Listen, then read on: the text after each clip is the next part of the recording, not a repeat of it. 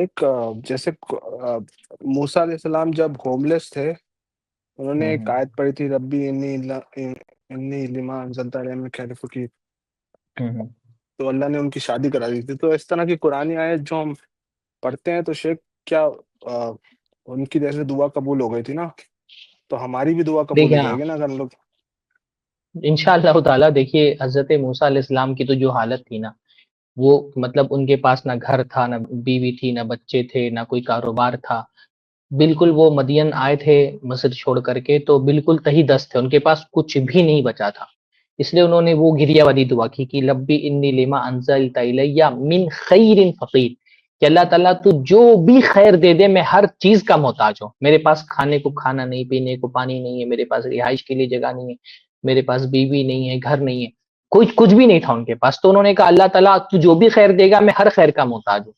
تو اللہ تعالیٰ نے ان کے لیے پھر اس دعا کے بعد سب کا انتظام کر دیا. اللہ تعالیٰ نے بیوی کا بھی انتظام کر دیا، گھر کا بھی انتظام کر دیا، کاروبار کا بھی انتظام کر دیا، فیملی بھی مل گئی ان کو. تو علماء نے اس لیے کہا ہے کہ اچھا وہ آیت جو ہے اس میں ہے ربی انی لما انزلت الی من خیر فقیر، اس کے فوراً بعد کیا ہے، اور وہ جو دو لڑکیاں تھیں ان میں سے ایک لڑکی آئی، تو اس کے فوراً بعد بیوی ہی کا ذکر آ رہا ہے.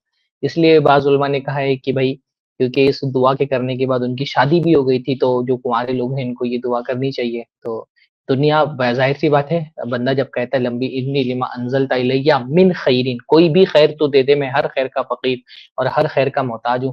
تو دنیا میں تو ساری چیزیں خیر کی ہیں، لیکن تمام چیزوں میں سب سے زیادہ خیر اللہ تعالیٰ نے نیک بیوی کے اندر رکھا ہے، جیسا کہ اللہ نے فرمایا الدنیا کلھا متاع وخیر متاع الدنیا المرأۃ الصالحہ، کہ دنیا ساری کی ساری فائدہ اٹھانے کی چیز ہے، اور سب سے زیادہ فائدہ اٹھانے والی چیز بیوی ہے، جس سے سب سے زیادہ فائدہ اٹھایا جا سکتا ہے، نیک اور صالح بیوی ہے. تو جب آپ خیر اللہ تعالیٰ سے مانگتے ہیں تو بلا شبہ اس میں بیوی بھی آ جاتی ہے.